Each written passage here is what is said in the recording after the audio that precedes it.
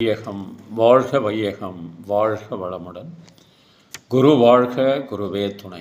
மணவளக்கலை உறவுகளுக்கு கோபாலின் வணக்கங்களும் வாழ்த்துக்களும். அருட்தந்தை வேதாத்ரி மகரிஷியின் வாழ்க்கை மலர்கள் என்ற நூலிலிருந்து டிசம்பர் மாதம் 5ஆம் தேதி அதற்கான சிந்தனை பிரம்மச்சரியமும் ஞானமும். ஆண் பெண் இரு உடல் இணைப்பை நடத்தாமல் வாழ்ந்து வருவது, திருமணம் செய்து கொள்ளாமல் வாழ்ந்து வருவது, இதை பிரம்மச்சரியம் என்று சொல்லப்பட்டு அந்த தருணத்தில் என்னென்ன பாடங்களை படிக்க வேண்டுமோ அதையெல்லாம் படித்து வருவது இளமையின் நோன்பு என்றும் வேதாத்ரி மகரிஷி எடுத்து கூறுகிறார். ஆனால் அதே நேரத்தில் இந்த ஆண் பெண் இணைப்பு என்ற ஒன்று இல்லாமல் இந்த உலகத்தில் வாழ்ந்து கொண்டிருக்கின்ற வரப்போகின்ற யோகிகள், ஞானிகள், சித்தர்கள், மகான்கள் அனைவருமே இந்த உறவு கெட்டதனால்தான், அதாவது உடல் இணைப்பின் மூலமாகத்தான் அனைவரும் உருவாகியிருக்கிறார்கள் என்பதை கருத்தில் கொள்ள வேண்டும். ஏனென்று சொன்னால் பிரம்மச்சரியத்தை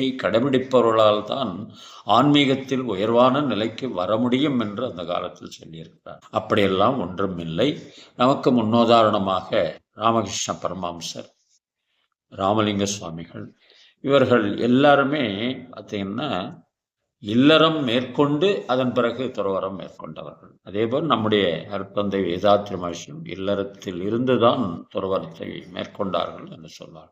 அதனால் இந்த உறவு கிட்ட பிறகுதான் மகான்களும் தோன்றியிருக்க முடியும் என்பதனால் ஆண் பெண் உறவு என்பது அப்படி ஒன்றும் கேவலமான உறவு கிடையாது. ஆண் பெண் இருவேரும் திருமணம் என்ற பந்தத்தின் மூலமாக ஒழுக்கமாக வாழ்ந்து நான் மற்றவர்களுக்கு முன்னுதாரணமாகவும் திகழ்வதற்கான வாய்ப்புகள் நிறைய இருக்கிறது. அப்படி வாழ்ந்து கொண்டும் இருக்கிறவர்கள் இருக்கிறார்கள் என்ற அடிப்படையில் தான் பிரம்மச்சரியத்தில் தான் ஞானம் வரும் என்பது தவறான கொள்கை என்று சொல்லி இன்றைய சிந்தனையை நிறைவு செய்கின்றோம். வாழ்க வளமுடன்.